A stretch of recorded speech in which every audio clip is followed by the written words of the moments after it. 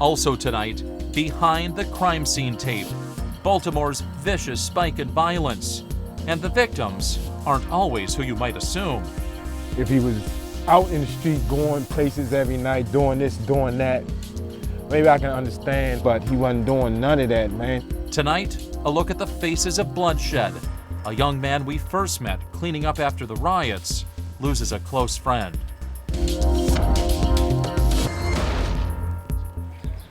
His name was Kevin Jones, 22 years old, number 123 on Baltimore's growing murder list for this year. Another statistic, another homicide, another father's son. Reginald Jones carries no pictures of his only boy, just a high school diploma. Why are you carrying this around? That's the only thing I got right now.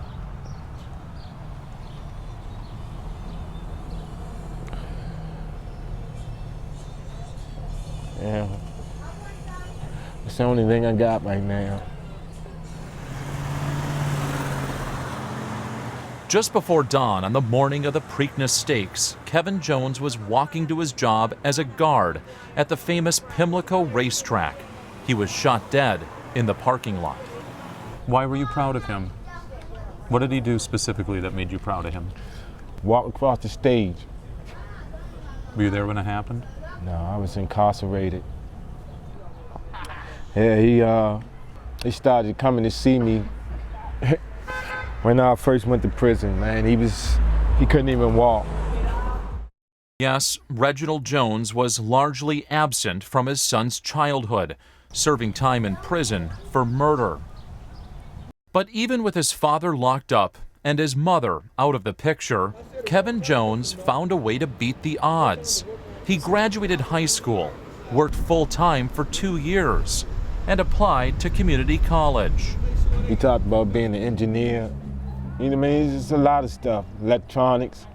To hear your son say that he wanted to be an engineer, what was that like to hear that? It was for me, it was positive. And, you know, and when he said that, I looked at him.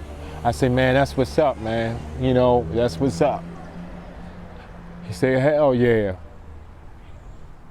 It's been a terrible year. May saw 42 killings in Baltimore, the deadliest month in decades. In April, there were riots protesting the death of Freddie Gray. It was during those riots that we met Peter Heyman, a young man armed with a broom, cleaning up the city he loves. While the police right there, let's clean up our community. Let everybody see that instead of us turning it down. Pride, man. We don't stand up for ourselves, nobody will. Now we meet up with Peter again. Kevin Jones was his best friend. They both worked security at the racetrack where Kevin was killed.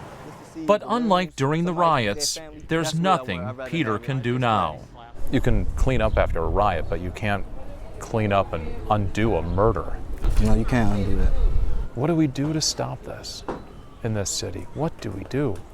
That's a question mark that a lot of people got to examine, because it got to be an answer. What can we do? I said it takes the small things last time, and the little things, but it's time to take that little things and make it bigger, because right now, people is getting murdered. Census is like, my friend, his father, that was his only son, and he's grieving right now. I can't imagine, I have 2 kids of my own, I can't imagine losing one of them. Baltimore has long struggled with violence.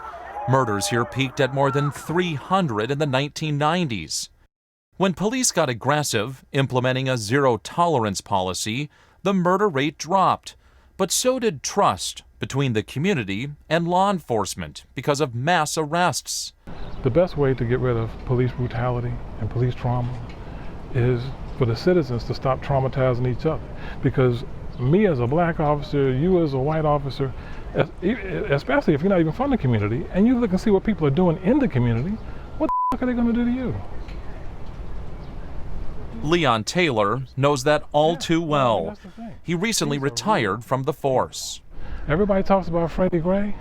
Every last person who's coming from out of town, well, no matter what organization they were with, You know, they came to say that they were here, not to do a goddamn thing. Beyonce, Jay-Z, bail people out. Okay, now what? Prince, come in, have a concert. Now what? The problem is we got a cancer patient and we only got Band-Aid solutions. Taylor says the murder rate in Baltimore is skyrocketing because criminals don't fear being arrested.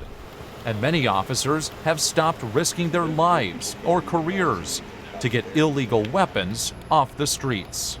I think the fact that you had aggressive policing, the fact that, you know, officers would, you know, aggressively conduct traffic stops, would aggressively approach people on street corners that appeared not to have any business there, you know, that might be planning a criminal activity or involved in drug sales or whatever. I think when you take that away in an effort to soothe the jangled nerves of the community, you take away an effective crime fighting tool.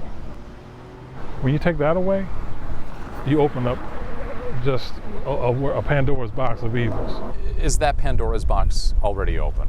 Wide open. Wide open. Absolutely. In this atmosphere, finding Kevin Jones's killer may prove difficult.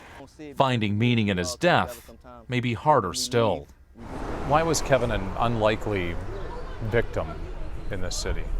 He was different. He knew what was around him, but he wasn't trying to take part in that. And that made him stronger for that, because it's like, it's so easy to get caught up what you see right in front of you, even though you know it's bad. But when you see it, when you know it's bad and stand firm on what you believe in, and just be a living example, it's hard to see somebody get lost because of the chaos that's going around them. And if we had more people like Kevin that thought the same way, maybe it'd be less chaos. Do you think you'll ever make sense of it? Nah, you ain't gonna make sense of that, because they shot him multiple times. You know, if he was out in the street going places every night, doing this, doing that, maybe I can understand a little bit about who he is and how he like to hang out in the street, but he wasn't doing none of that, man. He stay in the house, man, watch the Animal Channel and I mean, it just wasn't for him, man.